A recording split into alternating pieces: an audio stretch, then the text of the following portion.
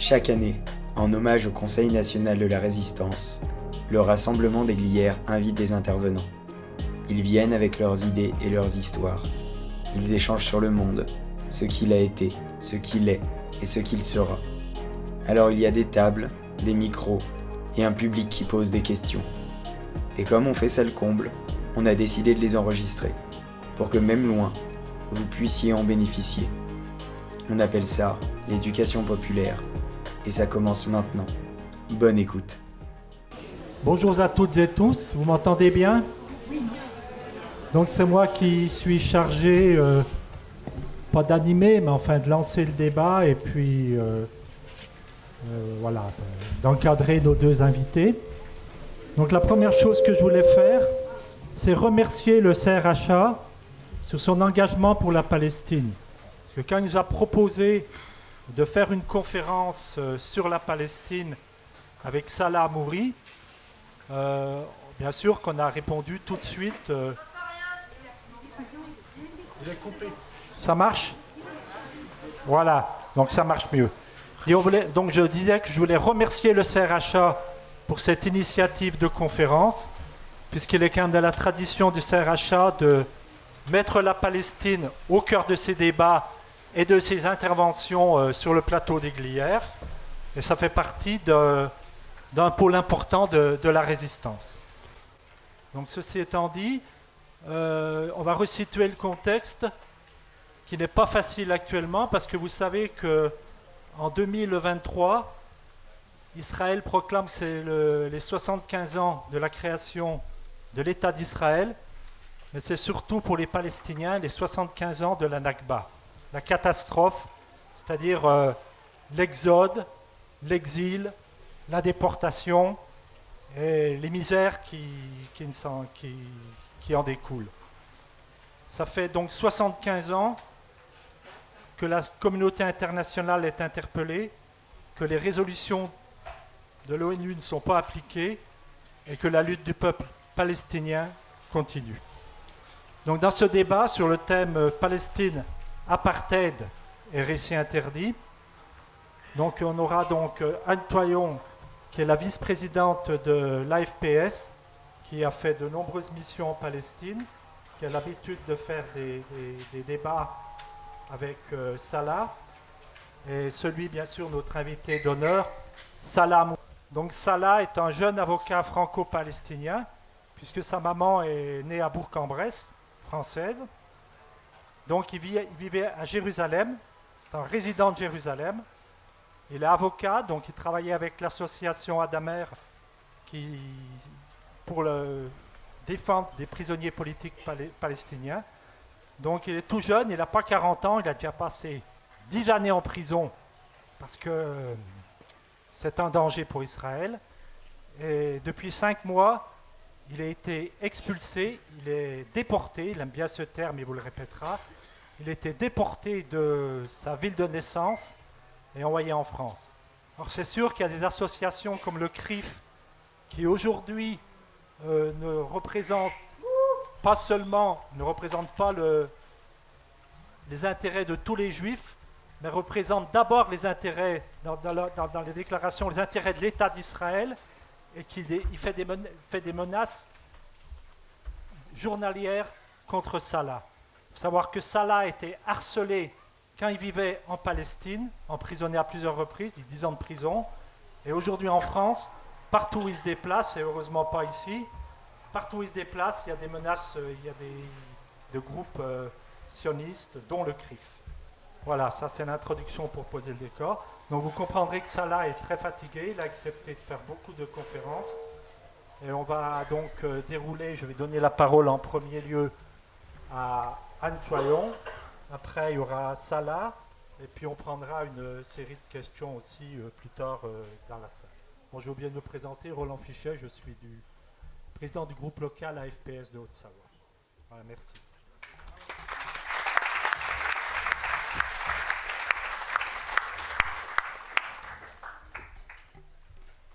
Donc je vais vous parler de l'apartheid israélien.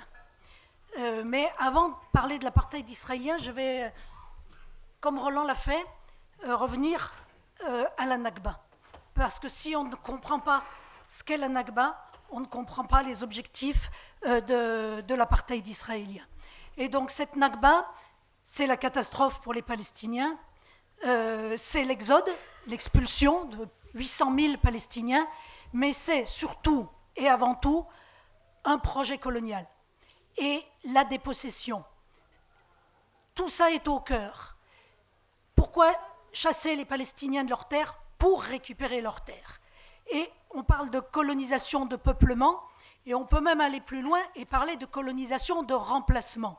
Alors effectivement, nous en France, quand on parle de remplacement, ça nous interpelle sur autre chose, mais ils ne vont quand même pas nous voler tous les termes. Et colonisation de remplacement, ça a véritablement un sens, et c'est l'objectif du mouvement sioniste. C'est l'objectif du projet sioniste, à tel point qu'ils avaient pris leur désir pour des réalités, puisqu'ils affirmaient, le narratif sioniste dit que la Palestine était une terre sans peuple pour un peuple sans terre, et donc il fallait rendre cette terre sans peuple, il fallait donc chasser les Palestiniens de leur terre. C'est ce qu'ils ont tenté de faire, et ils y ont réussi pour partie, entre 1947 et 1949, mais ils n'ont pas réussi complètement, puisqu'un certain nombre de Palestiniens sont restés sur leur terre. Et c'est la raison pour laquelle la Nakba continue, cette entreprise de dépossession, de nettoyage ethnique continue, et elle continue toujours pour le même objectif, cet objectif qui est de déposséder les Palestiniens de leur terre pour prendre leur place. Donc, et c'est bien parce qu'ils sont encore là qu'ils sont toujours visés. Donc, l'apartheid israélien s'inscrit dans le cadre de cette colonisation de peuplement sioniste. Et à partir de là, on va comprendre comment ce mécanisme fonctionne. Donc, c'est un outil de domination et d'oppression. Ces deux termes ont de l'importance, vous verrez tout à l'heure pourquoi. Et c'est un projet de dépossession, et il n'opprime pas le peuple palestinien pour le plaisir de l'opprimer. Il ne le discrimine pas pour le plaisir de le discriminer.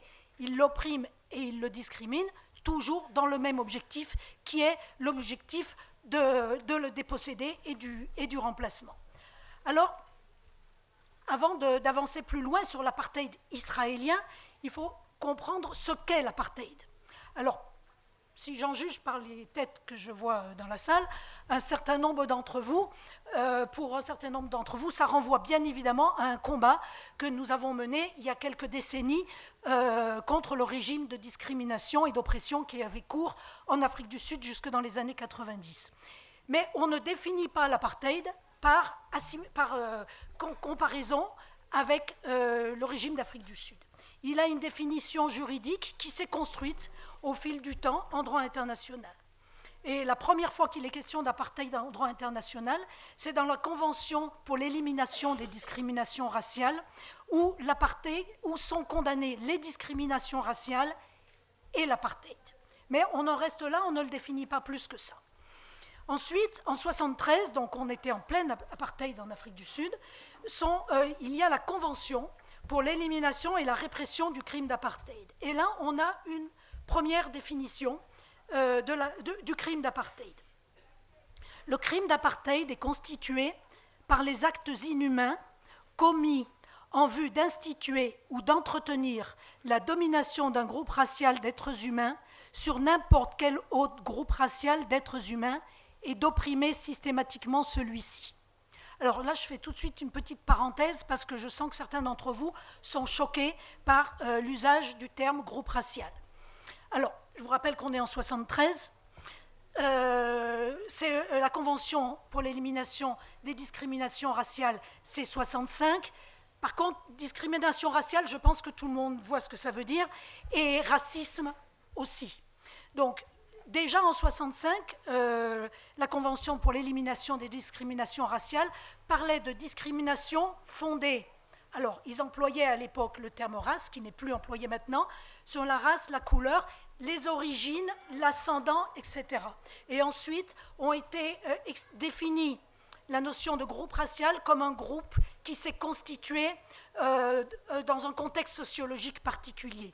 Et là, on se trouve bien dans un contexte sociologique particulier entre Méditerranée et Jourdain, avec des gens qui ont des ascendances et des origines différentes.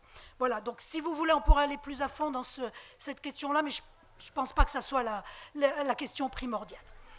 Donc on a ça en 73, et après on arrive en 98, où on a le statut de Rome qui institue la Cour pénale internationale. Et là, de nouveau, on a une définition de l'apartheid qui est à peu près la même que la définition de 73. Donc il définit l'apartheid comme un crime contre l'humanité. Donc là, en 98, à la CPI, c'est très clair. Et il s'agit donc de nouveau des actes inhumains commis dans le contexte d'un régime institutionnel d'oppression systématique et de domination d'un groupe racial sur un autre, commis dans l'intention de maintenir ce régime. Donc on a quelques notions essentielles dans la définition de l'apartheid. On a le fait que c'est un crime contre l'humanité, mais ce sont des actes inhumains. Et ces actes inhumains, ce n'est pas juste c'est inhumain, ils sont méchants. Ces actes inhumains sont définis dans la Convention de l'apartheid de 73. Il y a le fait que ça soit un régime institutionnelle, d'oppression systématique, domination et l'intention de maintenir ce régime. Voilà, si on a tout ça, on a un régime d'apartheid. Et quand nos adversaires disent « vous ne pouvez pas parler d'apartheid, ça n'a rien à voir avec l'Afrique du Sud », ben, ça tombe bien, on ne dit pas que ça a à voir avec l'Afrique du Sud. Il peut y avoir des analogies, mais n'empêche qu'on affirme que c'est un régime d'apartheid parce que ce qu'a institutionnalisé Israël à l'encontre du peuple palestinien correspond en tout point à la définition de ce régime d'apartheid. Donc, maintenant, alors oui, juste les actes inhumains pour que vous ayez une idée. Ils sont définis en 4 catégories. Il y a le déni des droits fondamentaux à la vie et à la liberté. Je pense que ceux qui connaissent la Palestine, je n'ai pas besoin de détailler, ça doit vous renvoyer à plein de détails. Il y a le déni des droits civiques. Nous savons tous et toutes que les Palestiniens, y compris ceux d'Israël, n'ont pas de droits civiques ou n'ont pas des droits civiques égaux à ceux qui vivent à côté d'eux. Il y a des mesures visant à diviser la population selon des critères raciaux, entre guillemets, nous reviendrons dessus tout à l'heure, et il y a la persécution, la privation de liberté et de droits fondamentaux de celles et ceux qui s'occupent à l'apartheid, et je crois que nous avons ici avec nous, malheureusement, quelqu'un qui est le symbole, un des symboles de ces privations de liberté. Donc ça c'est bon. Alors, excusez-moi, comme je ne suis pas mes notes, après je ne sais plus où j'en suis. Donc, les Palestiniens utilisent depuis des décennies ce terme d'apartheid. Et petit à petit, il y a eu un certain nombre de productions pour aller plus loin là-dedans.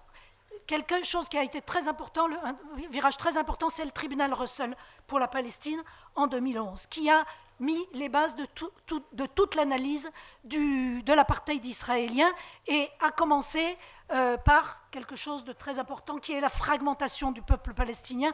On en parlera dans 2 minutes.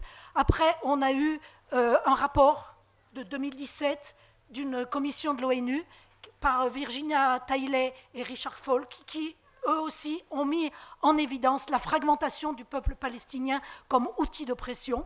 Et puis plus récemment, des ONG israéliennes qui ont publié des rapports, dont l'ONG B'Tselem, qui a publié un rapport dont le sous-titre est important, de la Méditerranée au Jourdain, c'est un apartheid.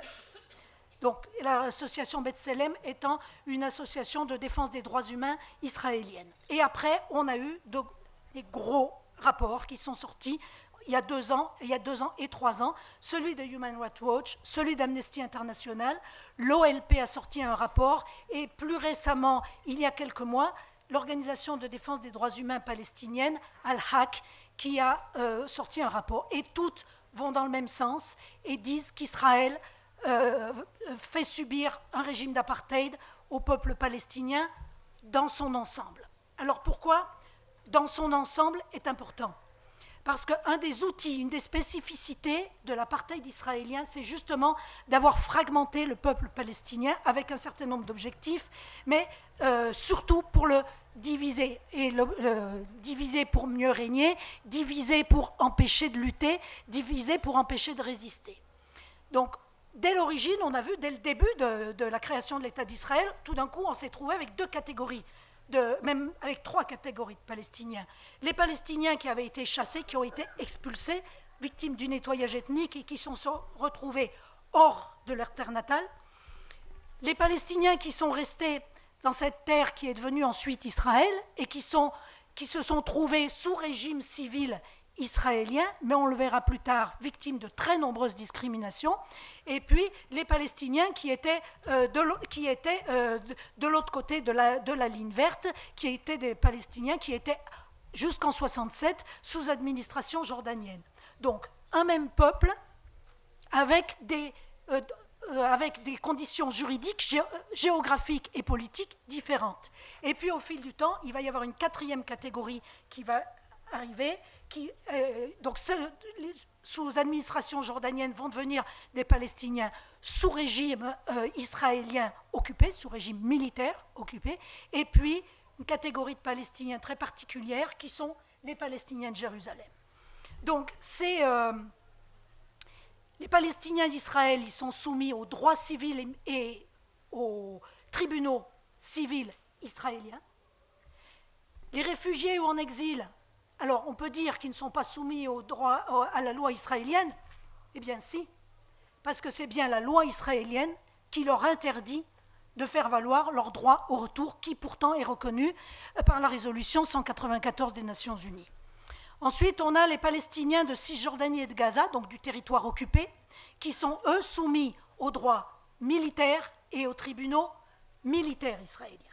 Et puis, les Palestiniens de Jérusalem, qui sont, eux, soumis au pouvoir israélien pour ce qui est de leur droit à résider sur leur terre. Mais ça là, vous en parlera tout à l'heure.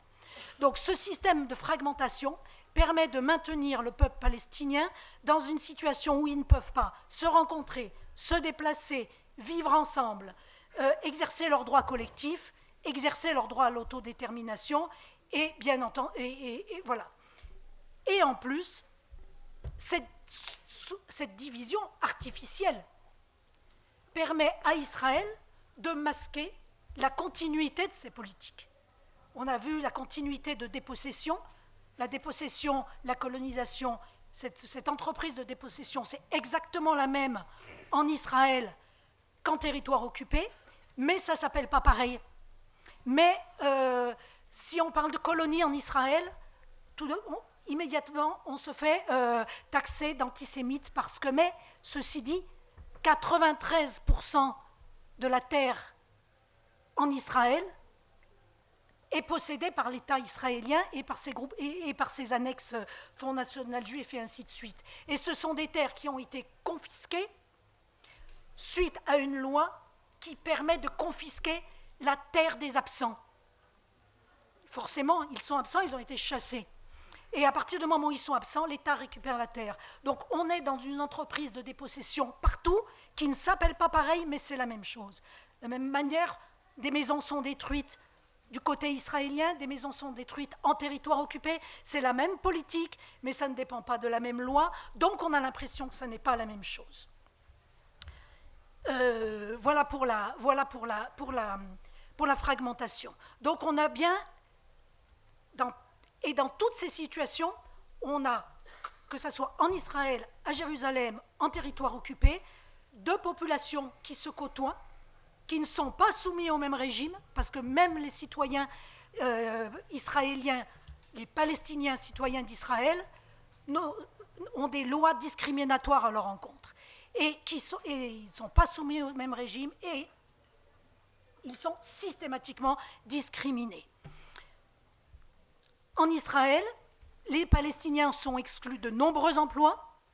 Ils sont véritablement discriminés dans l'accès au logement. Il faut savoir qu'une loi récente en Israël a créé des comités d'admission.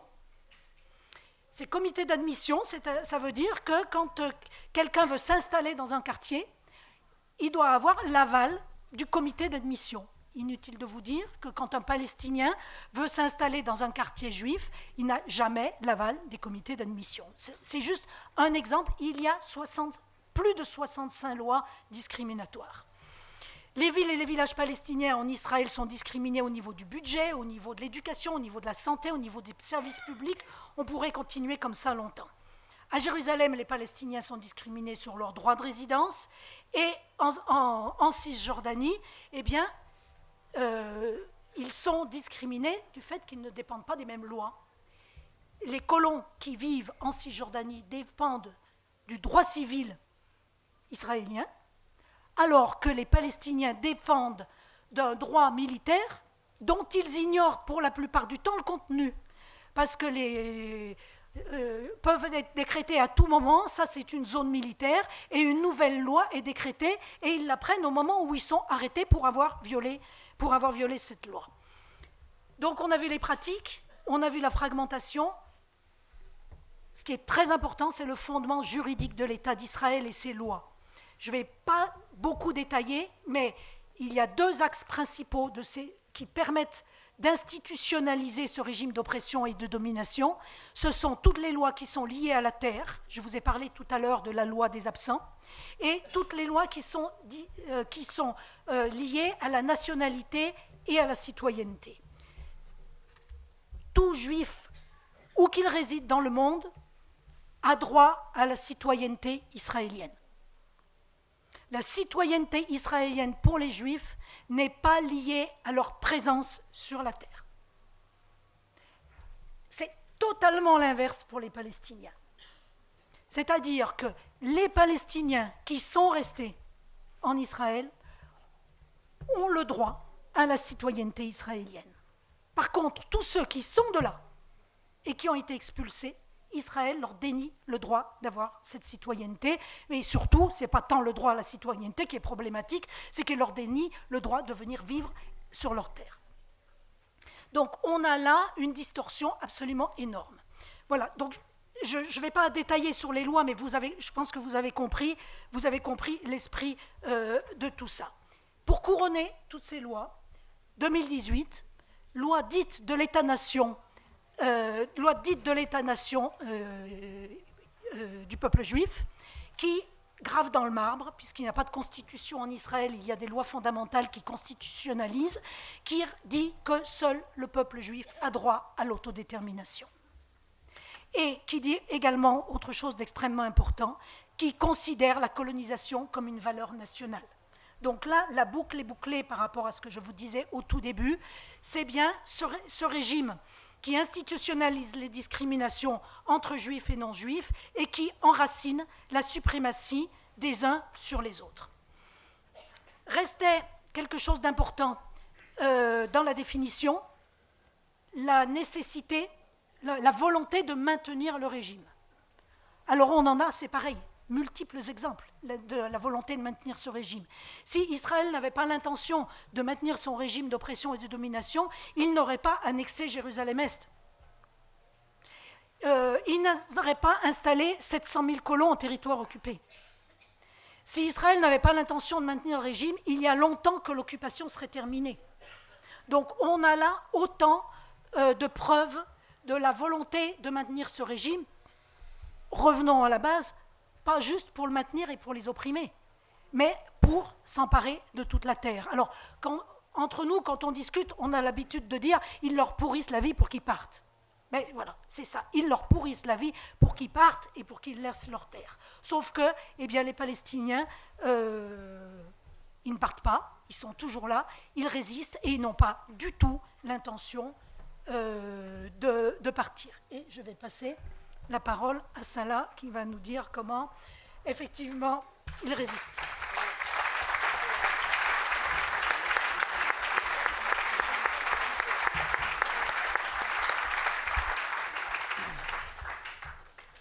Bonjour à toutes et à tous.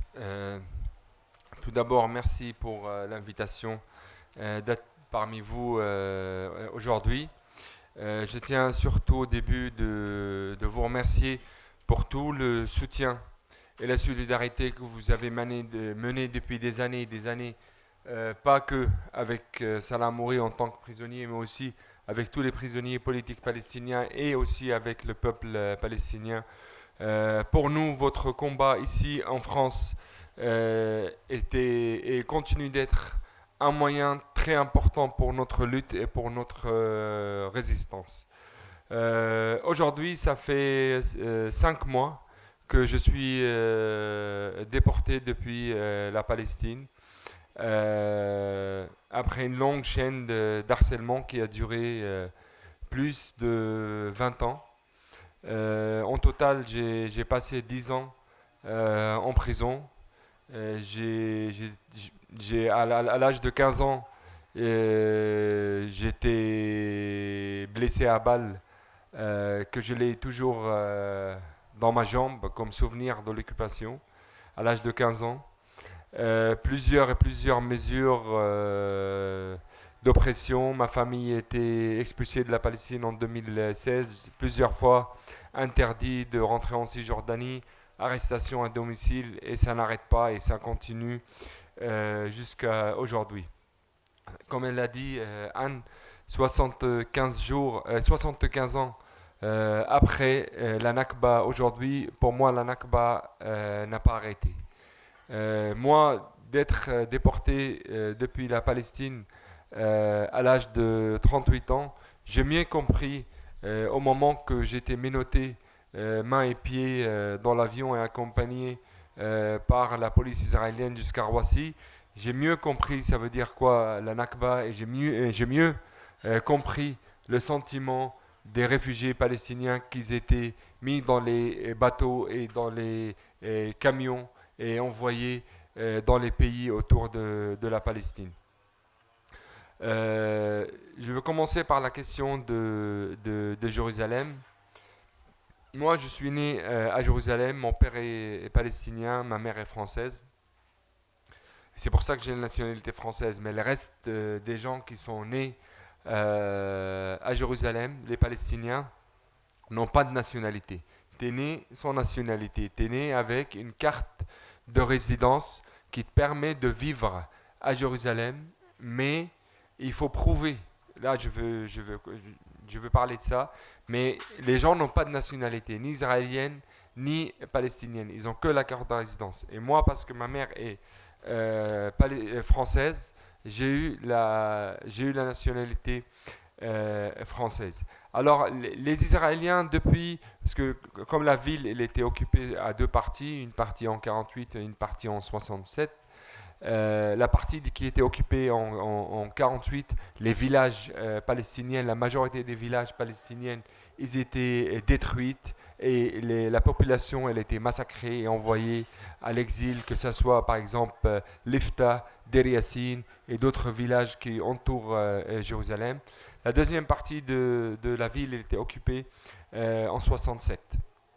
Mais dès le début, c'était clair pour la population et pour les Palestiniens que les Israéliens ils veulent le pays sans le peuple. Tout est fait pour faire partir les Palestiniens. Toutes les mesures, toute la politique israélienne est faite pour chasser les gens et surtout de Jérusalem. En 82, il y a la loi qui a été faite par le Parlement israélien qui a déclaré Jérusalem comme le capitale uni de l'État d'Israël. 95, après les accords d'Oslo, il y a la loi qui vise que les Palestiniens, qui dit que les Palestiniens de Jérusalem doivent prouver que Jérusalem c'est leur centre de vie. Ça veut dire que tu es obligé de prouver tous les mois que tu habites Jérusalem. Sinon, tu perds le droit de vivre à Jérusalem. Depuis 67 jusqu'à aujourd'hui, 14 000 Palestiniens ils ont perdu le droit de résider à Jérusalem. Ils n'ont plus le droit de rentrer en Palestine en général et après à Jérusalem. Et d'autres exemples, si tu es palestinien de Jérusalem et tu vas par exemple habiter à l'étranger et tu arrives à prendre une autre nationalité française ou d'autres, tu perds directement ton droit de résider à Jérusalem. Alors si tu veux rentrer après à Jérusalem, tu rentres en tant que touriste. Et ils ont le droit de te faire rentrer ou pas rentrer. Et ça n'a pas arrêté. Jusqu'à l'arrivée de l'année 2018, en 2018, le Parlement de l'occupant, il a fait une loi, ce qu'on appelle le défaut d'allégeance. Défaut d'allégeance déjà que nous, en tant que peuple occupé, on n'a pas à donner allégeance à la force occupante.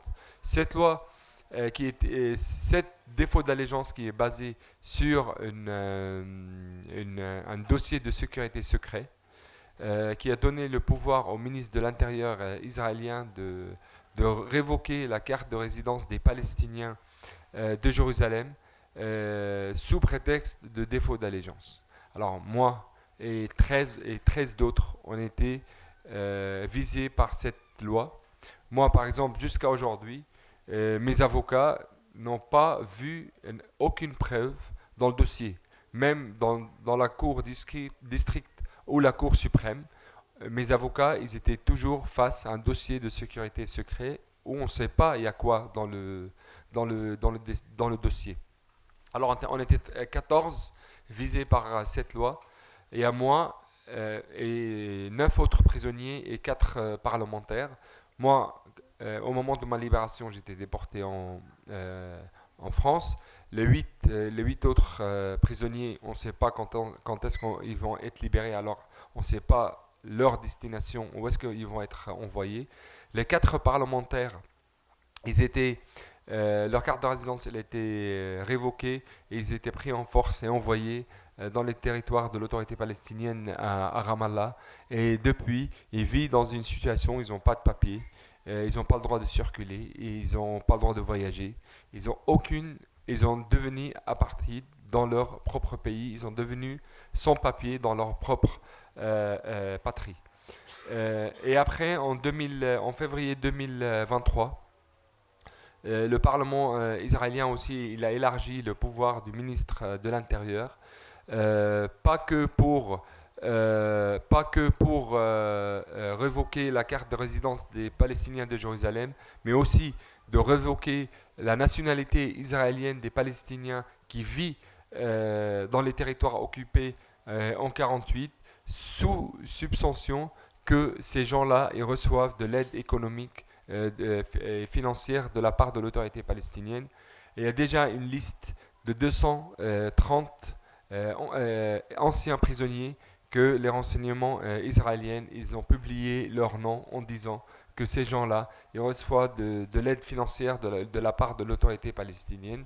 Alors on a déjà une liste de 230 personnes qui peuvent être visées dans le futur. C'est pour ça qu'on alerte que mon cas, il peut vraiment être un précédent pour les gens de Jérusalem. Et cette loi de 2023, elle permet aussi au ministre de l'Intérieur d'envoyer les Palestiniens que leur résidence est révoquée, soit à Jérusalem, soit en Cisjordanie, soit à la bande de Gaza. Alors à Jérusalem, tout est fait pour faire partir les Palestiniens. Il y a la question des lois, mais il y a aussi la confiscation des terres et des maisons, la démolition des maisons, la construction du mur qui a changé totalement les frontières de Jérusalem et qui a fait sortir déjà 150 000 habitants de Jérusalem hors des frontières de Jérusalem. Il y a les projets coloniaux, que ce soit le tramway ou le prochain téléphérique qui va être construit en 2030.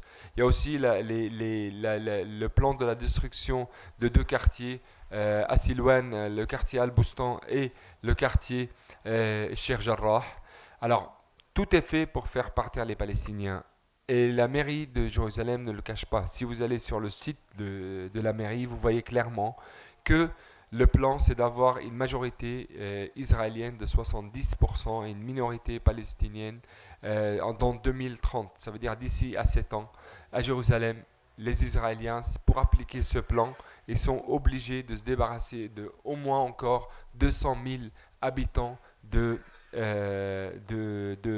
Jérusalem. En plus, on peut rajouter les pressions quotidiennes et politiques, économiques et d'autres. Alors, toute la politique israélienne à Jérusalem, c'est la continuation de ce nettoyage ethnique qui n'a pas arrêté depuis 1948 jusqu'à aujourd'hui. Deuxième chose, c'est la question des prisonniers politiques palestiniens.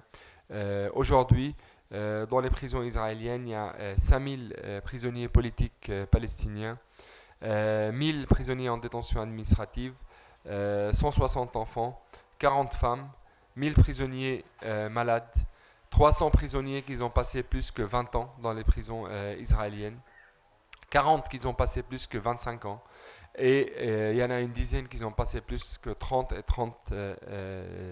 35 ans. Les conditions de détention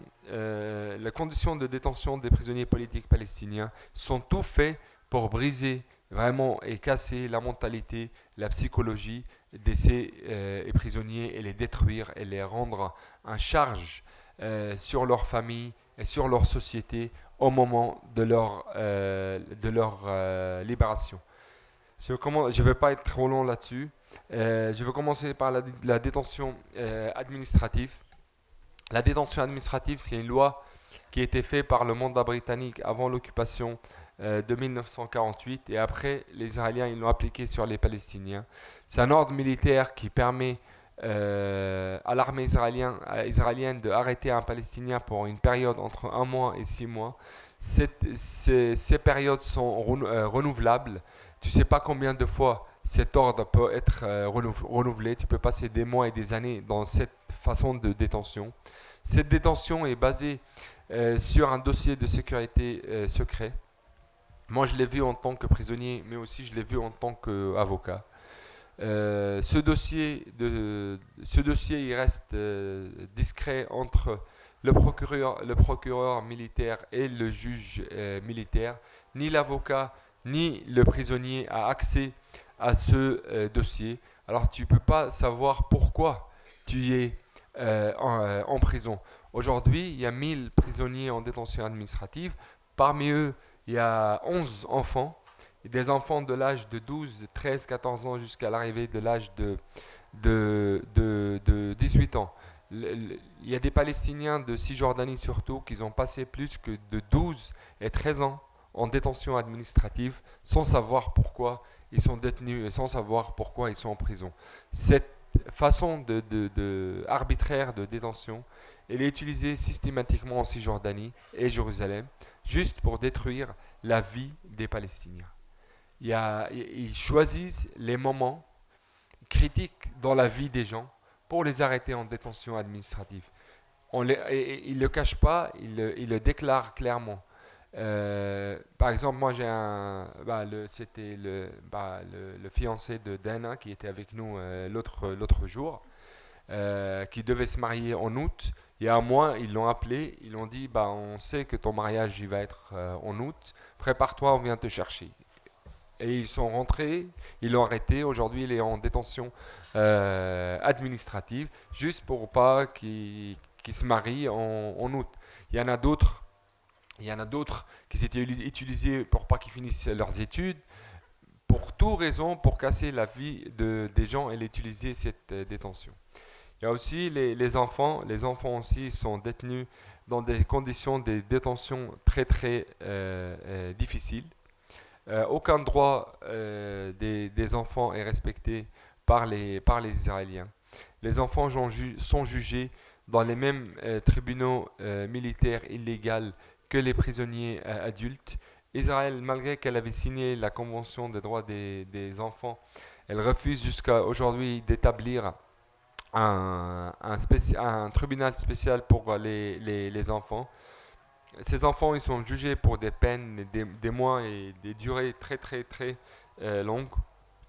Les droits quotidiens des enfants ne sont pas respectés dans la prison. Moi, je l'ai vécu quand j'avais l'âge de 16 ans, quand j'étais à l'époque. Et aujourd'hui, la situation est de pire en pire. Par exemple, les enfants n'ont pas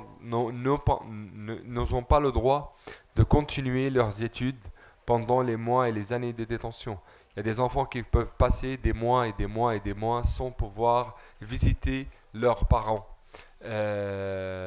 Ces enfants, ils sont isolés totalement, tout seuls. Malgré les demandes qu'on a fait en tant que prisonniers adultes d'intervenir et aider les enfants juste à gérer leur vie quotidienne dans la prison, toutes les demandes ils étaient refusées par l'administration des prisons. C'est vraiment les conditions qui sont faites pour assassiner l'enfance de ces enfants. On a la question aujourd'hui qui est urgente, la question de l'enfant Ahmad Manasra, qui est urgente. Ahmad Manasra qui a été arrêté à l'âge de 13 ans. Il était jugé pour 13 ans de prison et ils lui ont tiré dessus au moment de son arrestation. Pendant les interrogatoires, il était torturé physiquement et psychologiquement. Vite fait, il a développé des maladies psychologiques. Il est devenu agressif. Et à la place de lui donner le soin adapté, depuis 2 ans, ce garçon, il se trouve à l'isolement total. Il était isolé à l'isolement total. C'est une petite pièce de 3 mètres carrés où tu te trouves tout seul. Tu es enfermé 23 heures sur 24 heures. Il n'a pas le droit de circuler et de voir d'autres gens. Quand il veut sortir dans une petite cour, il doit choisir s'il doit être menotté soit à main, soit à pied pendant la cour. Sa maladie, elle est en train de devenir de plus en plus grave. Plusieurs demandes de la part des avocats de Ahmad Manasra, ils étaient faits, mais toutes les demandes, ils étaient refusées, juste pour le laisser souffrir dans cette détention et développer ses maladies. Il reconnaît à peine sa famille et ses avocats. Et toutes les demandes aux tribunaux civils, parce que pour moi, le système judiciaire israélien, que ce soit civil ou militaire, il fait partie des moyens d'oppression du peuple palestinien. Alors, les enfants, ils subissent ces conditions de vie quotidienne très très difficiles. Il y a aussi les prisonniers malades. Aujourd'hui, il y a 1000 prisonniers malades des différentes maladies. Il faut savoir que depuis 1967 jusqu'à aujourd'hui, 240 Palestiniens sont morts dans les prisons israéliennes pour différentes raisons. Il y en a qui sont fait assassiner juste après leur arrestation. Il y en a qui sont morts à cause de la torture physique qu'ils ont subie pendant les interrogatoires. Et juste récemment, en 2019, on a vu les photos de Walid Hanetche qui était torturé, Samer Al-Arbid qui était transféré en coma à l'hôpital de Hadessa après juste 48 heures d'arrestation et 48 heures de torture. Ils l'ont transféré dans un hôpital avec 12 côtes cassées et il était presque mort et il est resté 10 jours dans le coma. Alors cette torture physique, il y en a des dizaines qui sont morts à cause de ça. Il y a aussi des centaines de prisonniers qui sont morts à cause de ce qu'on appelle la négligence médicale. Juste récent cette année, depuis le début de cette année jusqu'à aujourd'hui, 3 prisonniers qui sont morts dans les prisons israéliennes. Le plus récent, c'est Khadr Adnan. Khadr Adnan qui était mort après 90 jours de grève de la faim. Mais vraiment, une fois que tu es malade avec une maladie grave dans les prisons israéliennes, tu sais que c'est vraiment la fin de ta vie dans la prison. Parce que tout est fait pour te faire mourir dans la prison pour pas que tu t'en sors vivant de là. Il y a des centaines de cas qu'on peut rappeler.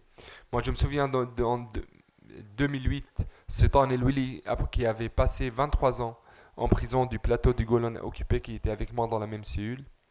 Après 23 ans, ils ont découvert qu'il a une maladie de cancer. Après que ça a traîné des mois et des mois et des mois de demandes, il s'est fait opérer. Et quand il est rentré dans la cellule, le docteur, au conseil de docteur de la prison, il a dit maximum il va vivre 6 mois. Alors il a conseillé sa libération. Un tribunal, il a remis sa peine et il l'a libéré. Ce prisonnier n'était pas mort au bout de 1 an.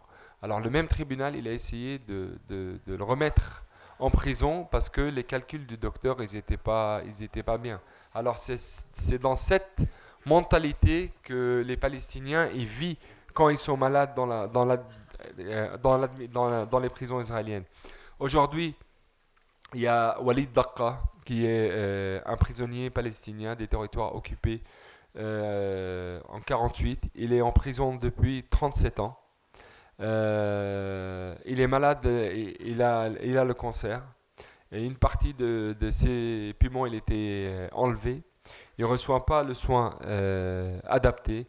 Il risque de mourir à chaque minute dans les prisons israéliennes. Mais le plus pire et le vrai crime qui est commis, que même après la mort des prisonniers dans les prisons israéliennes, l'administration et les Israéliens ils refusent de libérer les corps morts et ils tiennent les corps morts jusqu'à la fin de la détention de ces corps morts de ce qu'on appelle dans des cimetières animéraux. Ça existe en Israël des cimetières animéraux.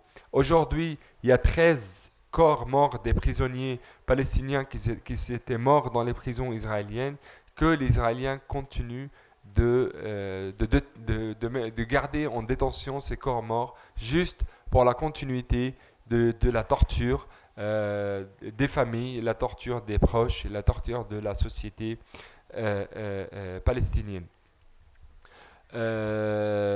Je vais parler 2-3 minutes de la grève de la faim avant de vous passer la parole. Nous, on savait que tous les conditions et toute la question de l'arrestation et la détention dans les prisons israéliennes, ils étaient faits que pour nous casser, que pour nous éliminer, que pour nous dire que le prix de la résistance sera votre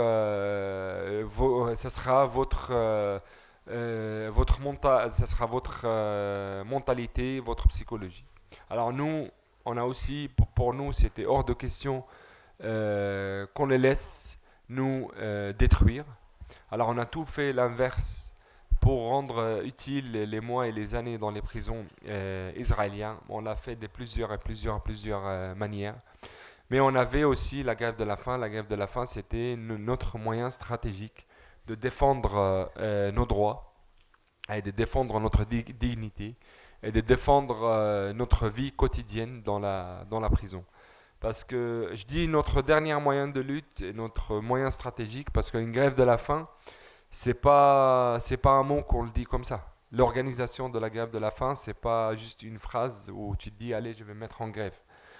Parce que la préparation d'une grève de la faim entre les 20 et les 22 prisons qui se trouvent sur toute la carte de la Palestine, il y a besoin de coordonner les efforts, de se mettre en contact discrètement, de faire le lien entre les prisonniers, se mettre d'accord sur les listes des grévistes, de mettre d'accord sur les demandes, de choisir la comité qui va gérer, qui va commander cette grève de la faim. Bon, c'est toute une préparation qui peut durer des fois 1 an ou 2 ans.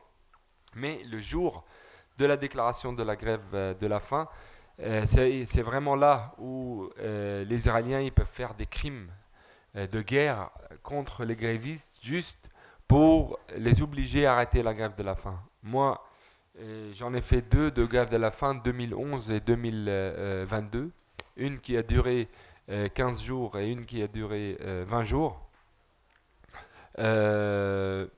Juste récent, en septembre 2022, au moment de ma grève de la faim, j'étais mis à l'isolement total dans une petite pièce de 2 mètres carrés.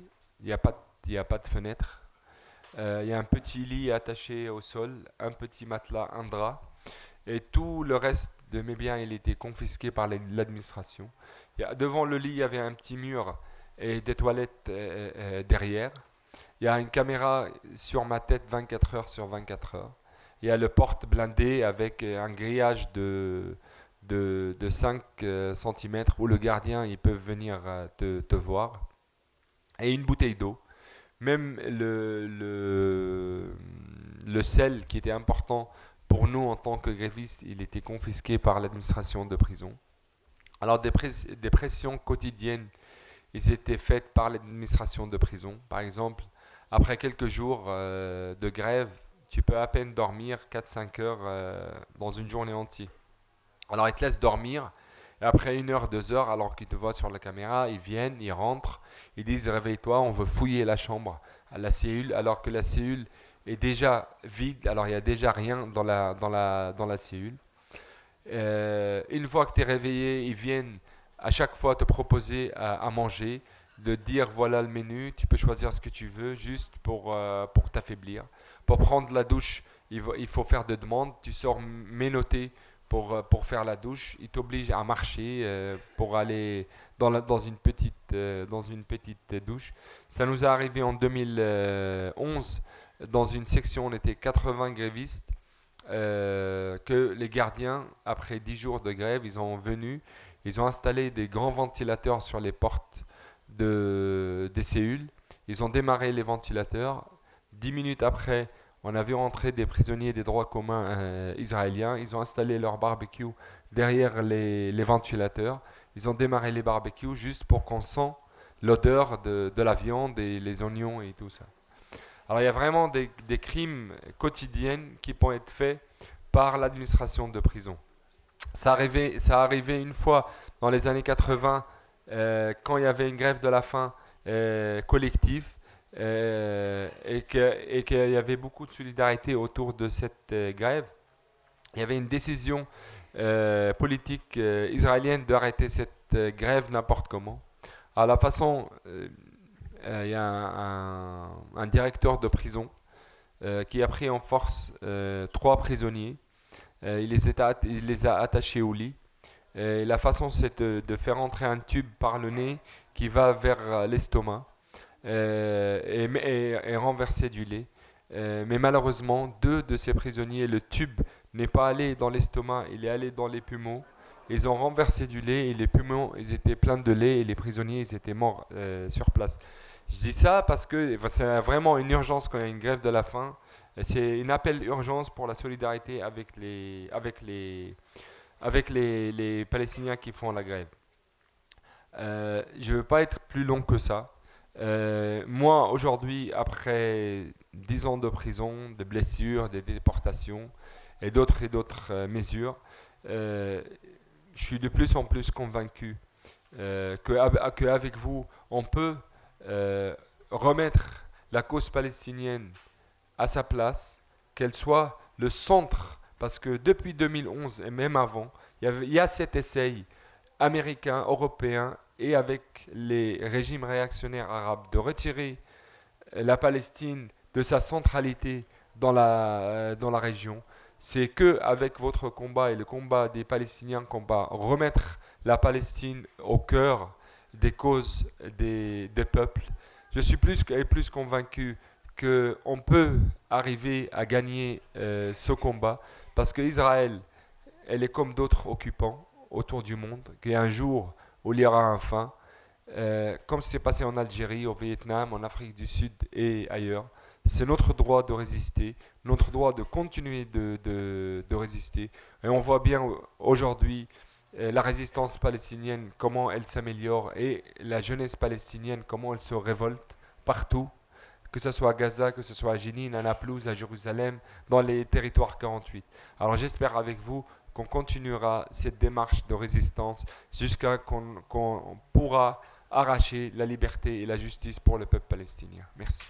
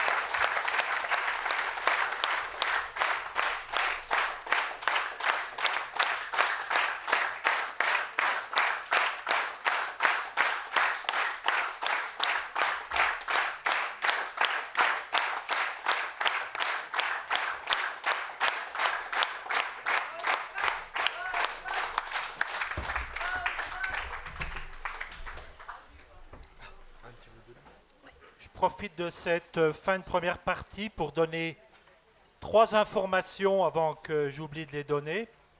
La première, c'est que vous avez une exposition de photographies de Palestine dans la salle en face, sur la Nakba, sur la colonisation, l'occupation et la résistance. Donc on vous invite à aller regarder ces photographies. La deuxième information, c'est quand même pour dire qu'au départ, Salah était invité à prendre la parole sur le plateau des Glières. C'était l'idée de Serracha. Qu'après, c'est lui, il n'a pas pu rester, donc il part à Bruxelles demain, mais c'est pour ça qu'on a fait la conférence aujourd'hui. Et c'est très bien. Seulement, les autorités préfectorales ont bien signifié au CRHA que Salah n'était pas le bienvenu sur ce lieu de la résistance française. Donc, ce matin, nous sommes montés sur le plateau. Il y a une petite vidéo qui a été faite où Salah parle de la résistance palestinienne et qui circulera sur les réseaux sociaux.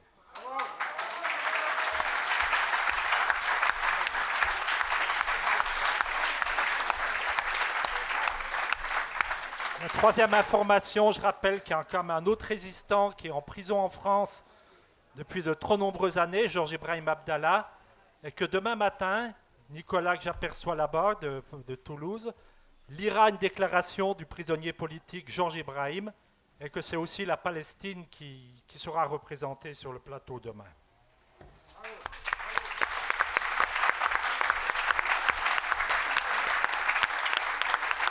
Et je voudrais quand même dire une dernière chose pendant que j'ai la parole, parce que c'est important, on est en Haute-Savoie, c'est qu'il y a eu au Parlement une résolution qui a été votée dans une niche parlementaire sur la question de l'apartheid en Israël, et que cette résolution de définition de l'apartheid a été rejetée, bien sûr, mais sur les 6 députés de Haute-Savoie, les 4 qui étaient présents ont voté contre cette résolution. Donc, c'est important à dire qu'on a un travail aussi à faire auprès de nos élus locaux sur le département.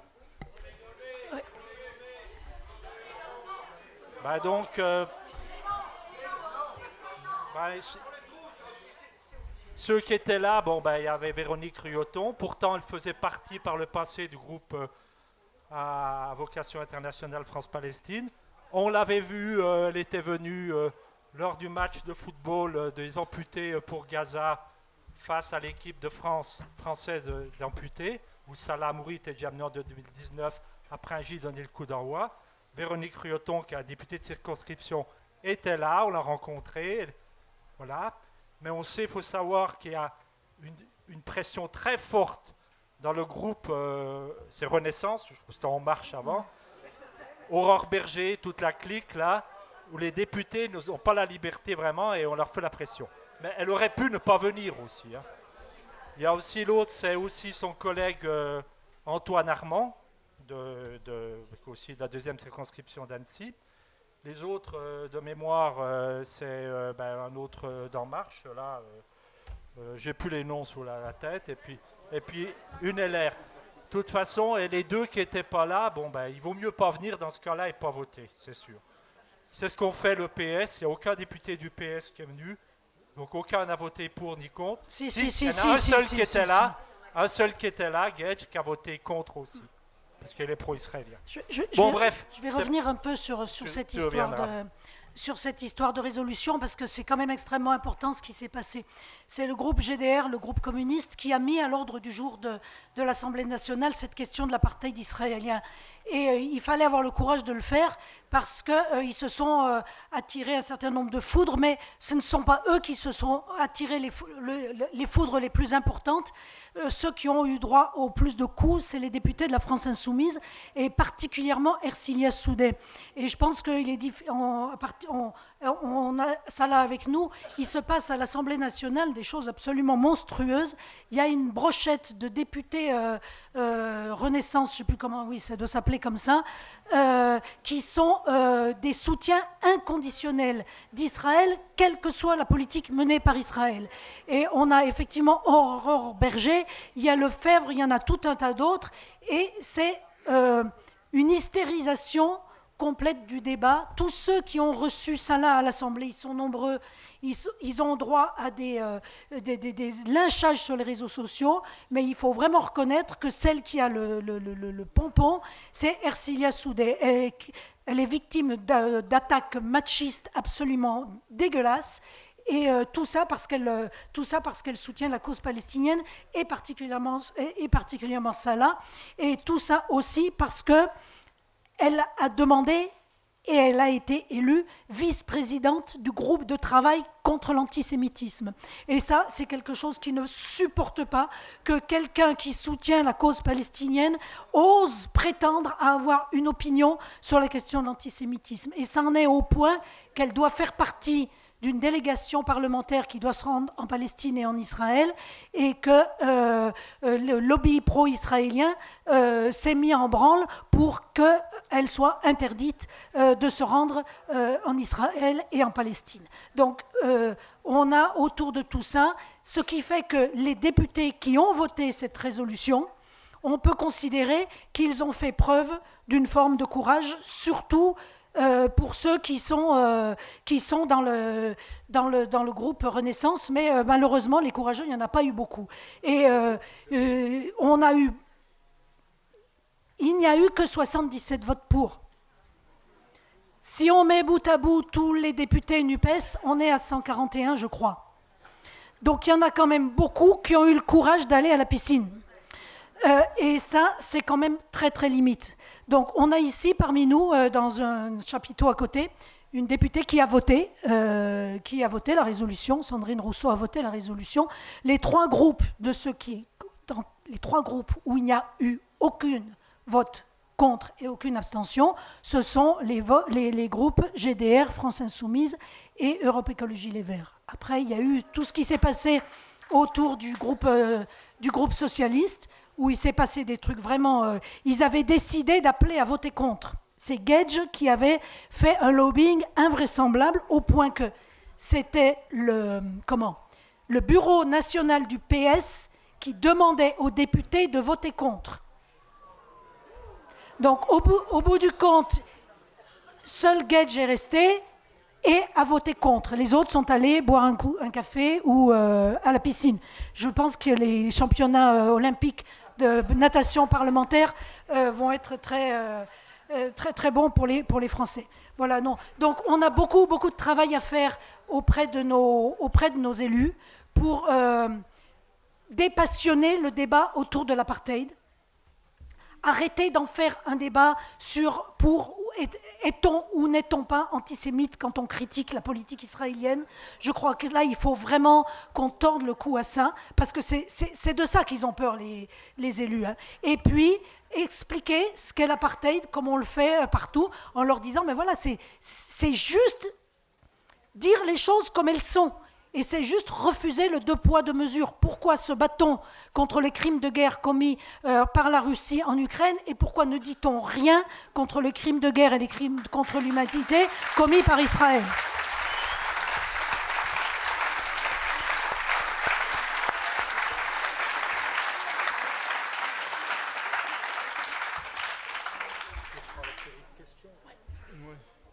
Bon, on va commencer par prendre des questions.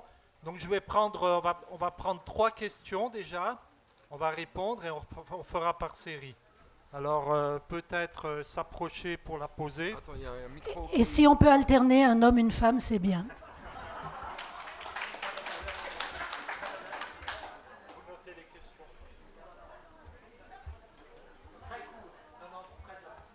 On se demande des questions courtes. Oui, juste, vous pouvez nous rappeler dans le même ordre d'esprit de ce qu'on vient de dire, ce qui s'est passé pour l'organisation et l'annulation de la conférence qui devait avoir lieu à Lyon au mois de février. Deuxième question. Je vais poser une question. marche pas.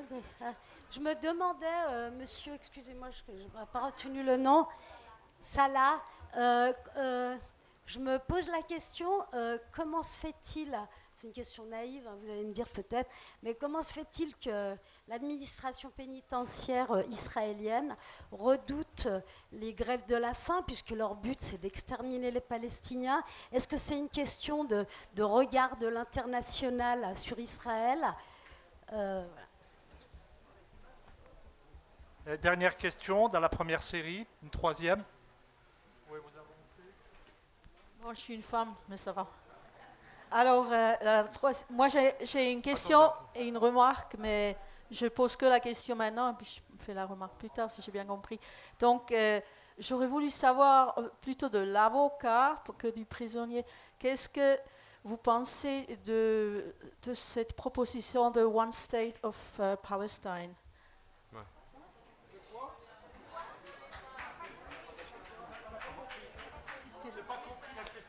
Ouais, elle m'a posé la question par rapport, qu'est-ce que vous pensez d'un État palestinien?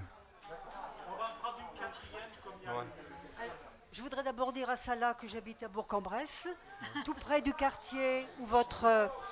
Oui, j'habite à Bourg-en-Bresse, tout près du quartier où habitait votre grand-mère et peut-être votre mère. Ouais. Donc on est très sensible à Salah. Notre député maire, bien qu'il soit socialiste, vous a accroché au balcon, citoyen d'honneur, pendant votre détention. Voilà ce que je voulais dire. Ensuite, est-ce que les dissensions qu'il y a actuellement au niveau de l'État israélien par rapport à la réforme de la justice peuvent avoir une influence sur l'évolution? Vous avez noté? Oui. Alors... Vous organisez pour la réponse. Je peux expliquer pour Lyon peut-être? Comme ça après ce qui s'est passé à Lyon. À Lyon, mais rajoute ce qui s'est passé à Versailles. Oui, à Nancy, Allez. Oui, je vais commencer et puis après ça là. Sur ce qui s'est passé à Lyon, mais il n'y a pas que Lyon. Il y a eu Lyon, il y a eu Nancy, il y a 3 jours, il y a eu Toulouse, et puis il y a eu Paris, l'université à Paris, et ainsi de suite. Donc la première c'est pas compliqué, là. Les gens dont on parlait tout à l'heure, ils veulent finir le boulot d'Israël. La déportation n'a pas suffi, il faut le faire taire. Ils n'ont encore pas compris qu'ils ne se tairaient pas. Et donc ils usent de tous les mensonges possibles et imaginables et de tous des tactiques absolument ignobles. Donc ils répètent à l'envi les mensonges qui circulent sur Salah, et puis ils argumentent sur le supposé trouble à l'ordre public qui va être créé par les conférences données par Salah. Donc à Lyon, c'était le maire de Lyon qui avait... Alors nos amis de Lyon sont là, ils ont vécu ça de manière vraiment très, très dure. Hein. Donc le maire de Lyon avait organisé une conférence sur les accords d'Oslo, hein, c'est ça, hein, je crois, et Salah faisait partie des invités. Donc le CRIF local et d'autres organisations pro-israéliennes ont immédiatement dit que Salah non seulement n'avait aucune légitimité pour venir parler de ça, mais était un diffuseur de haine. C'est toujours ça qui revient. Un terroriste, il a voulu assassiner un rabbin et il distille la haine. Donc, le maire de Lyon a fini, il faut reconnaître, je crois, une pression préfectorale énorme, par annuler la conférence. Mais si la conférence n'avait pas annulé, Darmanin l'a dit à l'Assemblée nationale, il l'aurait interdite. Ce qu'il faut savoir, c'est que toutes les conférences qui ont été interdites par les préfets, les décisions préfectorales ont été annulées au tribunal administratif. Il n'y en a pas une qui a tenu. Et là où ça a été le plus important, c'est à Nancy, parce que donc c'était incroyable. Hein. Ils demandaient l'annulation de la conférence de Salah parce que des bus allaient venir de toute la région pour manifester contre la conférence de Salah, et que comme en même temps il y avait les manifs pour les retraites, eh bien la préfectorale ne serait pas en état d'assurer la sécurité de la conférence. Vous voyez un peu la démarche quand même, c'est absolument extraordinaire. Hein. Eh bien, donc, l'Amnesty International et la FPS ont fait un certain nombre de recours, et 1 heure avant l'heure prévue de la conférence, l'arrêté d'interdiction a été annulé. Seulement la salle n'était pas ouverte et tout, et Salah a donné sa conférence, en extérieur. Et puis ce qui s'est passé à Toulouse, il va vous le raconter mieux que moi. À l'université à Paris, ça a été la même chose. Il y a des étudiants de l'Union des étudiants juifs qui sont entrés avec des mégaphones qui ont voulu l'empêcher de parler. Donc il y a un certain nombre d'endroits où ça se passe comme ça. Il y a beaucoup d'autres endroits où ça se passe très bien. Par exemple, en Bretagne, il a fait toute une tournée en Bretagne où il y a eu zéro problème. À Pau, il y a eu zéro problème. Ici, il y a zéro problème. À Poitiers, zéro problème. Mais voilà, il y a des endroits où le CRIF est fort, parce qu'il faut bien être conscient que c'est le CRIF qui est à la manœuvre de tout ça. Les endroits où le CRIF est fort, eh bien, il faut resserrer les coudes. Et de toute façon, on ne peut pas laisser dire que des conférences ont été interdites. C'est faux. Et il continue à dire, vous devez l'interdire parce que les précédentes ont été interdites, etc., etc. Ils ont perdu toute leur menace de trouble à l'ordre public. Parce que c'est eux qui créent le trouble, comme ça s'est passé à Toulouse.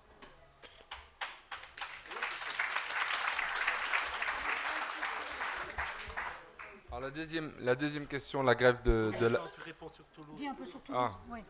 Alors à Toulouse, c'était prévu que, parce que les menaces sur Toulouse, ils ont commencé des semaines avant le débat. Le CRIF et ses amis sur des sites internet et dans des médias, ils n'arrêtaient pas de parler, que j'ai pas le droit de parler, je ne dois pas prendre la parole. Au moment qu'on s'est installé dans la salle, il y avait presque 300 personnes.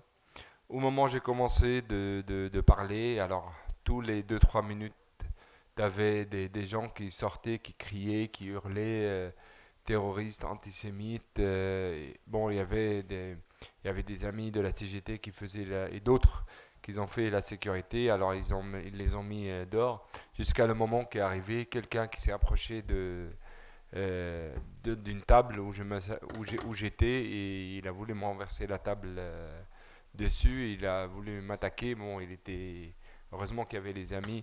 Mais bon, ça fait, que ce soit à Toulouse, que ce soit à Paris, que ce soit ailleurs, la décision, elle part de Tel Aviv, c'est clair.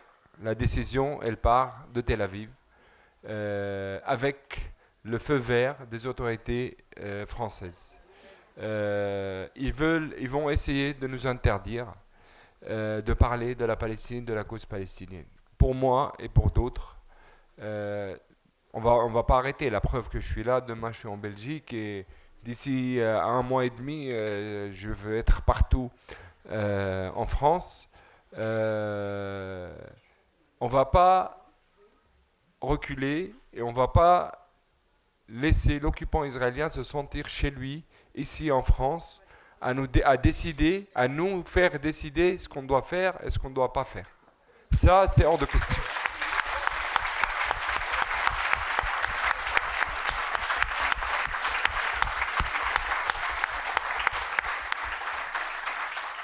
Alors, la deuxième question, la grève de la faim, c'est vrai.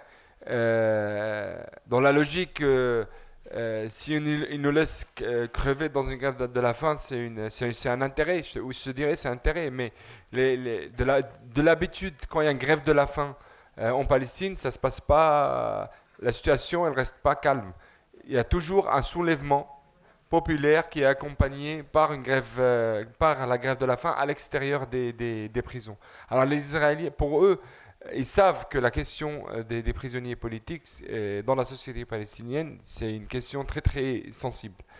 Et il y a cette solidarité avec ces prisonniers. Alors ils essayent de vraiment réduire les jours des grèves pour pas avoir un déclenchement à l'extérieur. Je sais pas si je... Oui, d'accord. C'est le symbole de quand la mort d'un gréviste, oui. C'est quand même... Alors, la troisième question, la question d'un état, deux états. Là, je ne veux pas être très très long là-dessus parce que on peut avoir une journée de débat là-dessus. Pour moi, avant de parler d'un état, deux états, Je vais répondre bien sûr à la question. Pour moi, il y a des droits historiques du peuple palestinien qui doivent être respectés. Il y a 4-5 questions clés pour les Palestiniens que Oslo ne les a pas réglées. Et aujourd'hui, on se trouve dans une situation catastrophique. Après 30 ans d'Oslo, c'est le résultat d'Oslo. Le droit de retour, Jérusalem, l'eau, autodétermination, Jérusalem et 2-3 questions. Pour moi, déjà, on va dire que c'est aux Palestiniens de décider c'est quoi la solution la mieux pour eux. Pour moi, à l'époque de Oslo, je ne pouvais pas juger Oslo, j'avais que 8 ans. Je peux le juger aujourd'hui, après 38 ans. Je dis Oslo, c'était une très grande faute politique qui était faite par les Palestiniens. Parce qu'on ne peut pas négocier quand on est faible. Et quand on négocie, il faut le faire comme il faut. Je pense que la solution, après Oslo, on a bien vu tous les changements qui sont passés sur place. La colonisation, Jérusalem, le mur, la séparation de Gaza et Cisjordanie, l'isolation des Palestiniens de Jérusalem. Et on peut plus parler des centaines de choses qui se sont arrivées. La colonisation surtout en Cisjordanie. À l'époque d'Oslo, on avait 100 000 colons. Aujourd'hui, on a 600 000 colons à Jérusalem, en Cisjordanie. Sur la question démographique et géographique, tout a changé depuis 1973 jusqu'à aujourd'hui. Et en plus, tu ne peux pas ignorer la présence de 7000 juifs israéliens qui sont sur les territoires. Pour moi, la solution qui ne respecte pas les droits historiques du peuple palestinien, ce n'est pas une solution. On l'a essayé à Oslo, on a les conséquences aujourd'hui. Alors après tous ces changements,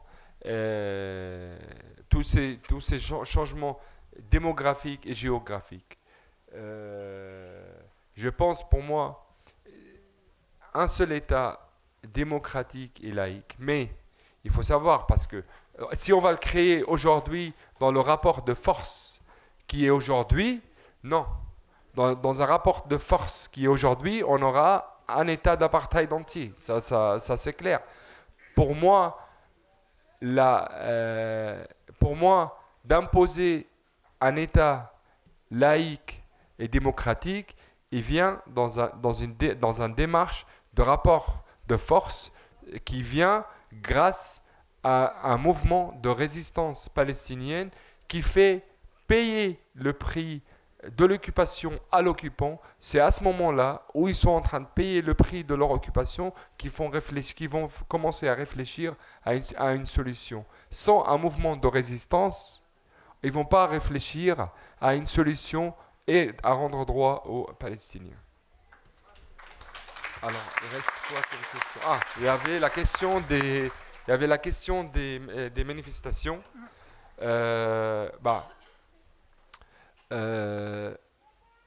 Vous voyez tous que depuis 3 mois là, ça va faire 3 mois qu'il y avait ces manifestations en Israël, ces manifestations qui sont venues une conséquence de nouveaux lois, des changements qui avaient fait le gouvernement de Netanyahou dans la Cour suprême et de changer quelques lois sur la vie interne des Israéliens. Moi, je ne veux pas être long là-dessus parce qu'on peut parler ici aussi de la crise interne de la société israélienne après toute cette diversité entre ce qui est sioniste libéral et sioniste religieux et compagnie. Mais je pense que ces manifestations ne concernent que les Israéliens. C'est une question inter-israélienne, ça ne concerne pas le peuple occupé. Du coup, on a vu un seul drapeau palestinien qui était une fois levé dans ces manifs. On a vu la personne qui a levé le drapeau, comment il s'est fait agresser par les manifestants. Alors je pense que ces manifestations n'ont rien à voir avec la question du peuple occupé et la question des droits des Palestiniens. Si Anne, elle veut rajouter. Oui, moi je rajouterais quelque chose, je dirais même Au contraire. Vous avez peut-être noté qu'au bout de deux mois de manifestation, Netanyahou a suspendu d'un mois la modification de réglementation sur la Cour suprême. Mais vous n'avez pas entendu la contrepartie. Et la contrepartie, c'est de donner le feu vert à Ben Gvir pour créer ses milices et pour avoir carte blanche pour aller casser du Palestinien et tuer les Palestiniens où qu'ils se trouvent. Donc en territoire de 48, mais aussi en territoire occupé. Donc on entend un certain nombre de choses, mais on n'entend pas le reste. Alors il y a dans ces manifestations ce qu'ils appellent le bloc anti-occupation, qui est tout petit, mais qui existe. Mais ces manifestants, ce sont des manifestants qui se battent pour garder leur démocratie de citoyens israéliens de nationalité juive.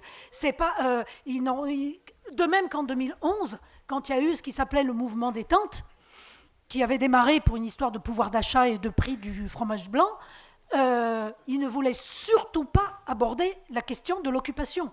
Parce qu'ils disaient, si on commence à aborder la question de l'occupation, on ne sera plus d'accord sur les questions sociales. Comme si les questions politiques et sociales étaient déconnectées. Mais ça, c'est une autre question. Donc, vraiment, ça peut même avoir l'effet inverse d'occulter la question de l'occupation et de laisser entendre que les Israéliens se battent pour la démocratie. Ils se battent pour une forme de démocratie, pour une partie des citoyens d'Israël, mais pas pour les 20% de citoyens israéliens qui sont de nationalité arabe, comme l'a institutionnalisé Israël. Et c'est là où tout à l'heure on parlait de discrimination à l'encontre des Palestiniens en territoire de 48. Eh bien, c'est une des discriminations les plus incroyables. Les citoyens d'Israël, dans leur état civil, sont catalogués en fonction de leurs origines. Ils ont une citoyenneté qui correspond au fait d'être citoyens israéliens et une nationalité qui correspond à leurs origines. Donc il y a la nationalité juive qui donne droit à tous les droits. Il y a la nationalité arabe, ça c'est pour les Palestiniens. Il y a la nationalité druze et il y a comme ça une vingtaine de nationalités qui divisent sur des questions d'origine les citoyens de ce pays. Donc la discrimination, elle est institutionnalisée, y compris dans l'état civil. C'est assez unique, je pense, comme situation. Très bien. On va prendre une autre série de questions. Vous pouvez avancer.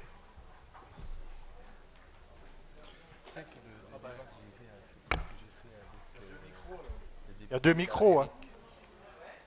Oui. Ouais, il est bien lui. Il est très très bien. À mon avis, il faut avancer avec lui. Oui, mais tu sais, c'est lui qui représentait le parti de gauche au collectif. Il est vraiment très très bien, Eric. Ouais. Il connaît très bien la question palestinienne. Bonjour. À propos du mouvement de solidarité qu'on essaye de développer en France vis-à-vis du peuple palestinien, je voudrais insister sur le mouvement boycott, désinvestissement, sanctions, tant qu'Israël continue à bafouer les droits du peuple palestinien. Et ça là, je voudrais te demander quel est ton point de vue, ton analyse sur ce mouvement. Qu'est-ce que tu peut-être attendrais de plus que ce qu'on essaye de faire. Voilà, merci et bravo. Merci d'être là. Ma question, moi, elle est assez simple. Il faut savoir qu'en Israël, il y a des partis politiques arabes.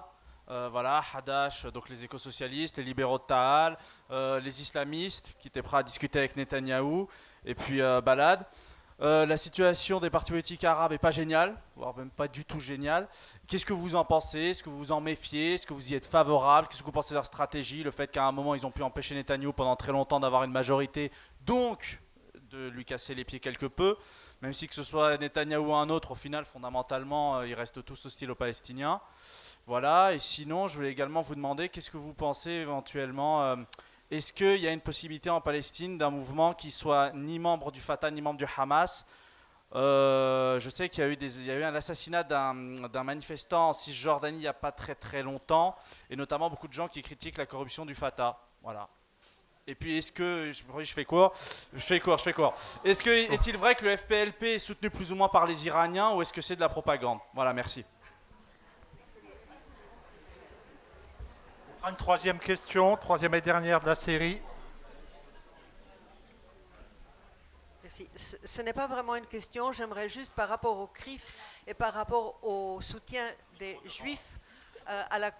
Ah bon donc, par rapport au CRIF et par rapport au soutien des Juifs à la cause palestinienne, il ne faut surtout pas oublier l'UGFP, l'Union Juive pour la Paix, dont fait partie aussi beaucoup de nos amis en France et ailleurs. Voilà. Et je n'en fais pas partie, je précise. Alors, comme ce n'était pas vraiment une question, y en a une qui arrive. Dernière question. Dernière question. Alors, je me permets de prendre le micro parce que j'entends dire 2 hommes... On n'entend pas. Il y a du vent dans les voiles. D'accord. J'entends dire 2 hommes, 2 femmes. Je crois que là, ça serait bien qu'on arrête un petit peu de faire des parités comme ça, parce que ça finit par être très lourd, pour ma part, un peu wokiste, et c'est pas utile. Alors, ma question est la suivante. Comment se fait-il que l'État d'Israël donne des nationalités à diverses communautés religieuses?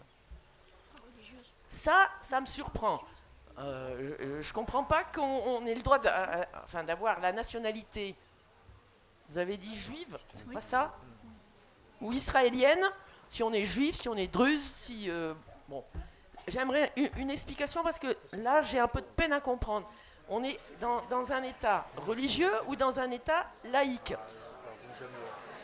Alors, ouais, mais je connais vous terminez votre question. Je découvre avec vous, donc j'aimerais une réponse par rapport à ça. Qui faut-il être pour avoir la nationalité israélienne? D'accord. Ok. Alors, par rapport à la première question, la question de la solidarité ici en France et ailleurs, et BDS. Il faut savoir que pour nous, les Palestiniens, la solidarité internationale ici en France, c'est un élément qui fait partie de la résistance palestinienne. C'est un rôle politique, c'est pas qu'une solidarité humaine avec les Palestiniens, non, c'est un rôle politique que vous avez des missions ici à faire que les Palestiniens ne pouvons pas faire sans vous ici en France et ailleurs. Alors cette solidarité, elle a une valeur majeure. Alors qu'est-ce qu'on peut faire? La question de BDS, c'est un des éléments très importants. Je pense qu'il faut la développer.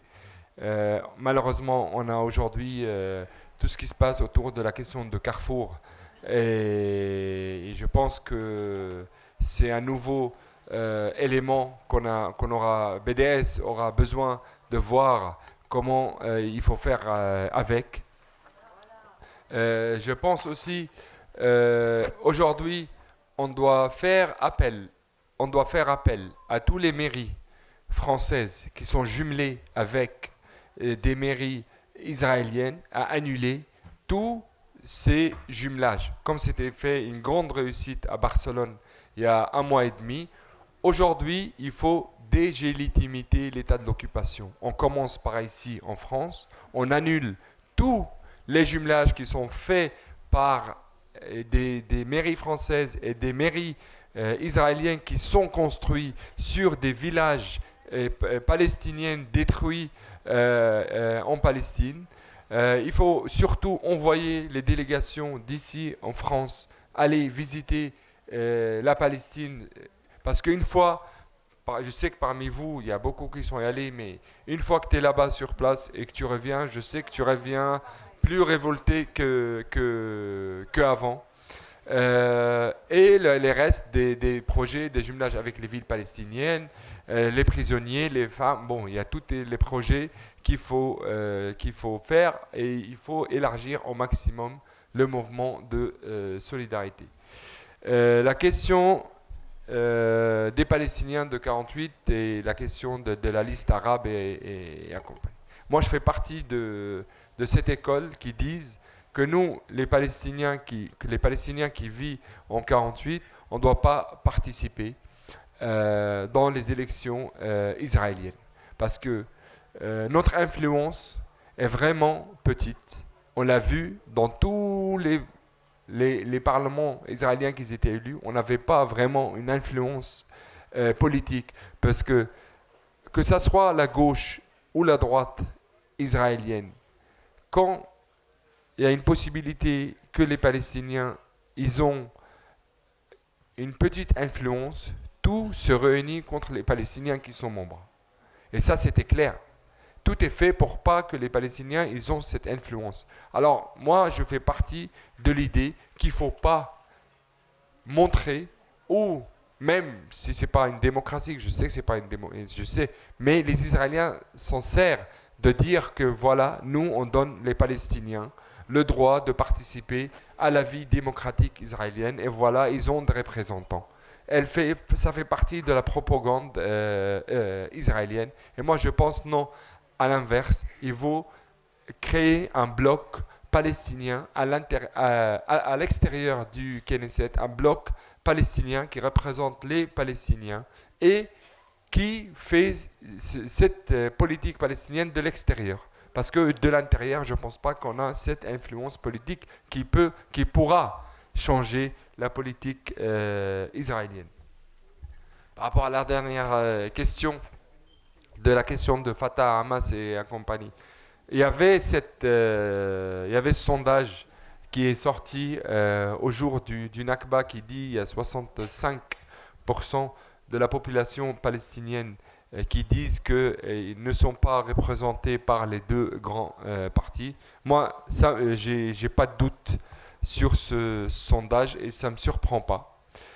Parce que vu aujourd'hui la population palestinienne, comment elle s'exprime dans sa résistance, que ce soit à Gaza, en Cisjordanie et ailleurs, ces jeunes ne sont pas représentés par les partis classiques qui sont en Palestine.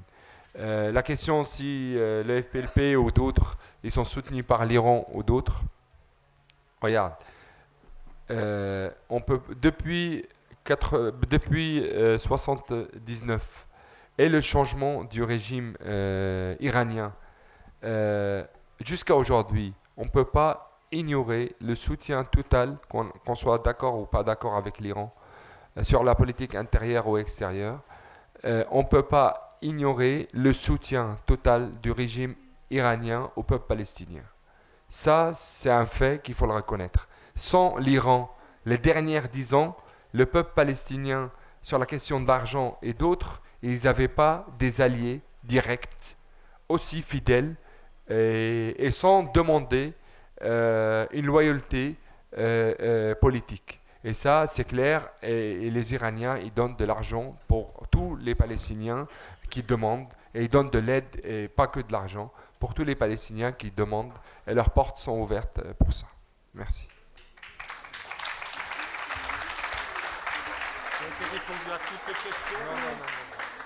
Anne, elle va... Salah a parlé de Carrefour, donc j'ai vu que certains avaient l'air un peu étonnés.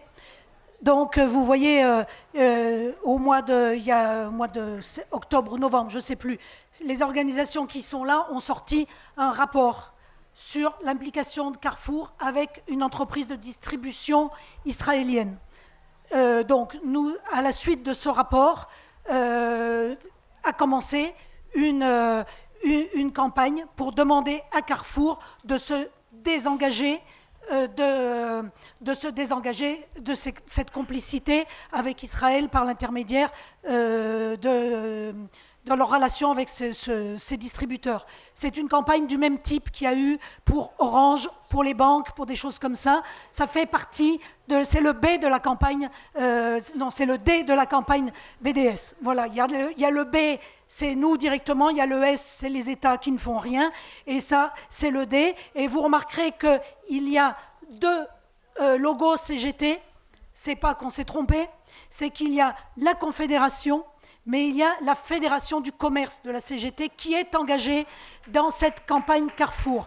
Donc c'est pour montrer qu'à l'intérieur de l'entreprise, les salariés dépassent le risque éventuel qu'ils pourraient ressentir et qui sont engagés dans cette campagne. Et nous étions présents au congrès de la CGT avec ces documents-là pour informer le maximum de salariés possible. Oui, alors AFPS, Al-Haq, qui est l'Organisation de défense des droits humains palestinienne, la CGT, la Ligue des droits de l'homme, la plateforme des ONG pour la Palestine et l'Union syndicale solidaire. Et ensuite, à la suite de la publication de ce rapport, nous sommes coordonnés avec le BNC Europe. Le BNC, c'est le Boycott National Committee, c'est lui qui coordonne la campagne BDS dans le monde. Donc il y a le BNC Monde, il y a le BNC Europe, et donc un certain nombre d'autres organisations, dont BDS France, se sont lancées dans cette campagne contre Carrefour. Voilà. Alors, sur... qu'est-ce qu'il y avait ?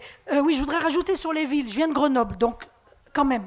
il y a de temps en temps des trucs qui sont faits pas mal à Grenoble. En 2014, notre ville était jumelée avec Rehovot. Rehovot, non seulement est une ville israélienne, mais en plus était une ville qui était dirigée par le parti Chasse, qui est un parti d'extrême droite.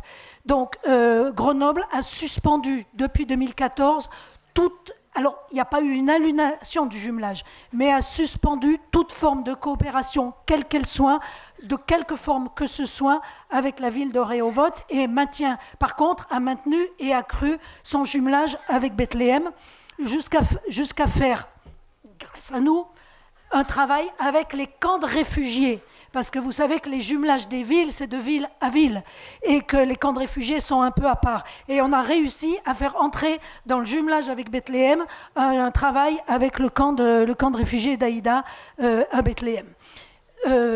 Donc ça, c'était pour les villes. Alors, cette histoire de nationalité et de citoyenneté, comment ça se fait ? Ça se fait parce que les fondements juridiques d'Israël sont des fondements racistes. C'est un État qui est fondé sur le principe de la dépossession, du nettoyage ethnique, et donc, comme je le disais au début, tout ça est fait pour qu'ils partent et pour leur prendre leurs terres. Donc, il y a une discrimination. Reprenez la définition de l'apartheid, l'oppression d'un groupe racial sur un autre groupe racial. C'est un État qui divise sa population en fonction de ses origines et qui la discrimine en fonction de ses origines. Donc ils ont tous et toutes la citoyenneté, mais ils n'ont pas la même nationalité. Et moi, je ne dis pas que c'est sur des bases religieuses, parce que arabe, ce n'est pas une religion. Les Arabes, ils sont musulmans, ils sont chrétiens, et ainsi de suite. C'est sur la base d'origine. Alors, je ne vais pas rentrer dans la discussion de savoir si juif, c'est une religion, une culture, je n'en sais rien. Je suis pas compétente. Mais en tout cas, il y a une question d'origine et d'ascendance, quoi qu'il en soit. Voilà. Donc, comment faut-il faire pour avoir la nationalité israélienne ? Il n'y a pas de nationalité israélienne. Il y a une citoyenneté, et les citoyens sont partagés en différentes catégories, appelées des nationalités, et c'est pas par hasard que l'État-nation, la loi, c'est la loi de l'État-nation du peuple juif. Ce qui est lié à la nationalité, ce sont les origines. Ce qui est lié à la citoyenneté pour les Palestiniens, c'est le fait qu'ils soient là. Pour les Juifs, c'est le fait qu'ils soient juifs. Je vous rappelle ce que je vous ai dit tout à l'heure. Je sais pas, non, je crois que c'est bon, hein, on a répondu à toutes les questions. Juste une anecdote sur Carrefour, la campagne Carrefour. On a diffusé le document devant le grand supermarché Carrefour à Annecy. Très bon accueil du personnel de l'établissement. Sauf bien sûr, ils ont envoyé les agents de sécurité pour nous demander de partir. On a réussi par le personnel à avoir le numéro du directeur. Je l'ai appelé.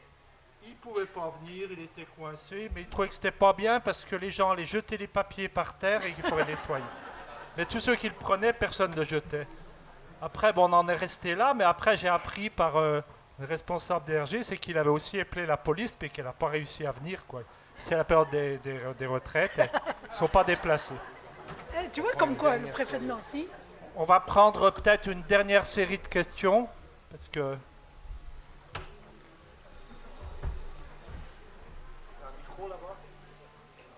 Il est où le deuxième micro? Moi,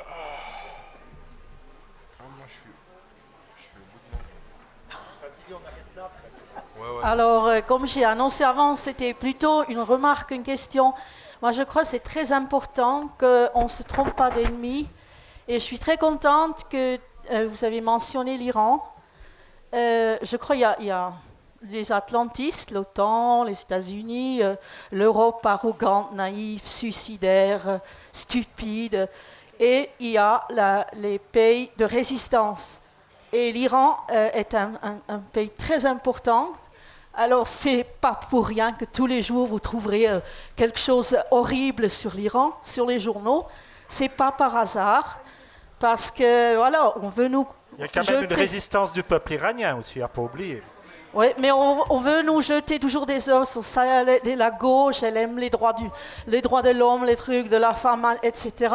Moi, j'étais en Iran, je veux dire, les femmes, elles ont... Votre question, s'il vous plaît. Non, oui, voilà, il ne faut pas se tromper, donc.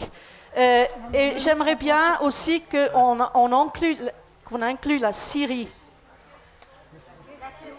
Ma question... Oui, non, j'ai dit que c'était plutôt une remarque. Mais ma question, c'était la Syrie. Moi, j'ai été aussi en Syrie, en congrès de solidarité. J'ai compris que ce pays, on ne peut pas être pour la Palestine et pas pour la Syrie. C'est tout ce que j'aimerais. Ça, la question. Est-ce que la Syrie, pour vous, c'est pas aussi un pays qui vous soutient avec son gouvernement? S'il y a une autre question, sinon on laisse tomber. On va prendre une dernière ou deux dernières questions, puis après, comme Salah est quand même très fatigué, on va arrêter après. Tu peux te rapprocher?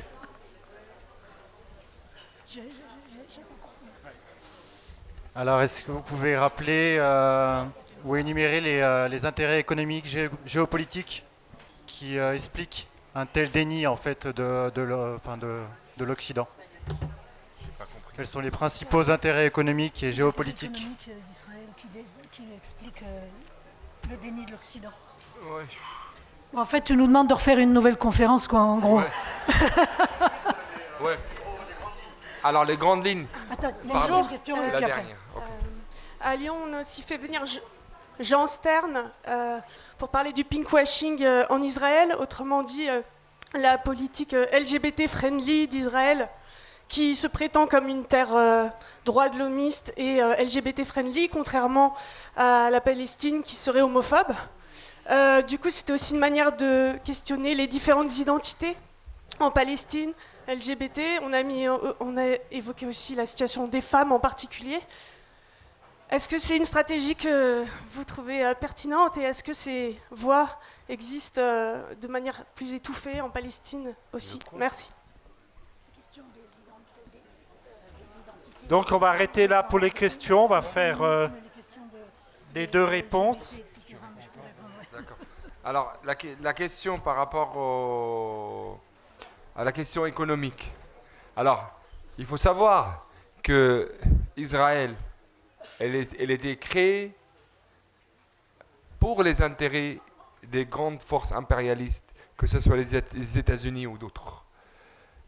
Et depuis cette base armée avancée qui s'appelle Israël est soutenue par la majorité des forces mondiales pro-coloniales pour la maintenir forte, pour qu'elle soit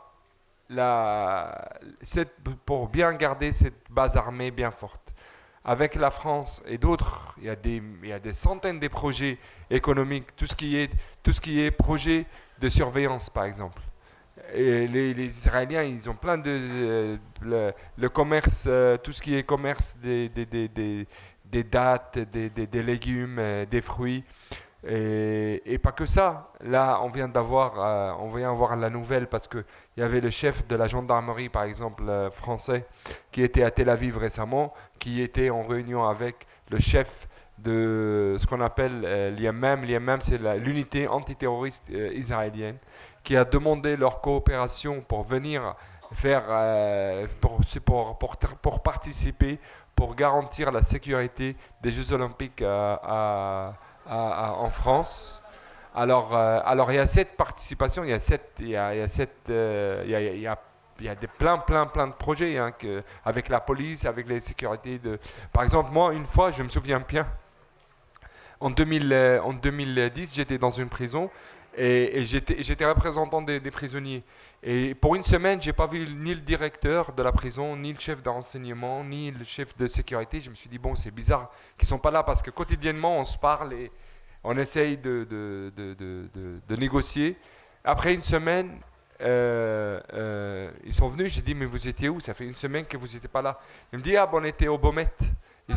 On était en prison au Beaumet, on faisait des lectures pour les Français, pour leur montrer comment il faut maintenir des prisons en France. Alors il y a toute cette coopération de sécurité et économique avec les Israéliens. La question de la dame par rapport à la Syrie. Déjà la Syrie, après tout ce qui s'est passé depuis 2011 jusqu'à aujourd'hui, il y avait le retour, je ne sais pas si vous avez vu le retour officiel hier de la Syrie à la Ligue arabe. Ce changement politique, ça change tout dans la région.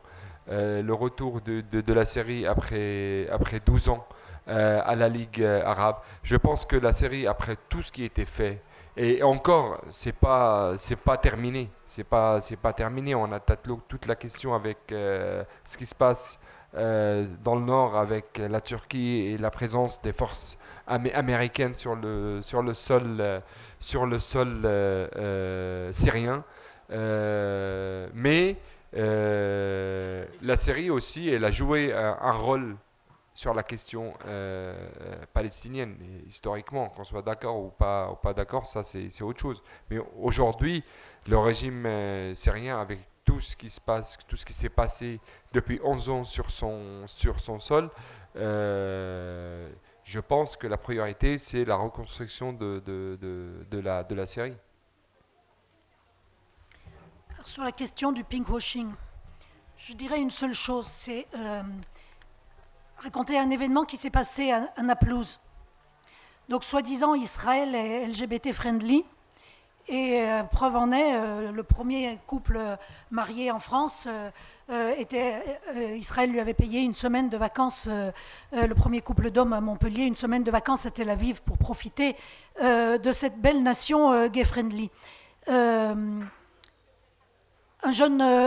Donc Naplouse est un des cœurs de la résistance en ce moment, où se développe une résistance armée d'une partie de la jeunesse de Naplouse. Et un jeune homme, très jeune homme, 20 ans, peut-être même un peu moins, a été découvert comme traître. Donc, je veux dire, comme dans toute forme de résistance, il y a des traîtres. Et en fait, il avait été piégé par un gradé de l'armée israélienne, et il avait eu des relations sexuelles avec lui.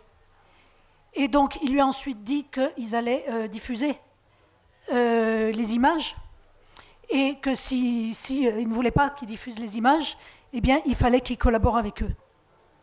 Donc, je crois que le mythe d'Israël gay-friendly, il faut le remettre à sa place. C'est uniquement de la propagande pour faire du pinkwashing, comme le dit si bien Jean Stern. Voilà. Oui, ça renvoie un petit peu au film du piège de Houda, mais de manière un peu plus réaliste, je dirais. Voilà. Bon, on vous remercie toutes et tous d'être venus à cette conférence.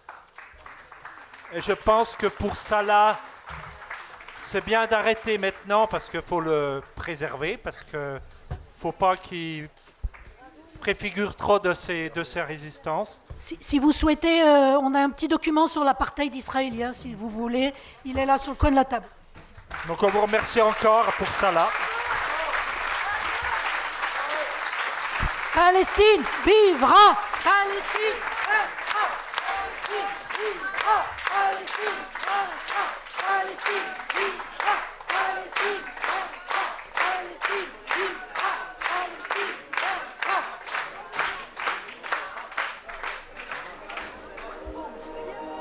On vous remercie de votre écoute. Et si ça vous a plu, n'hésitez pas à venir nous voir. En vrai, c'est bien aussi. Merci.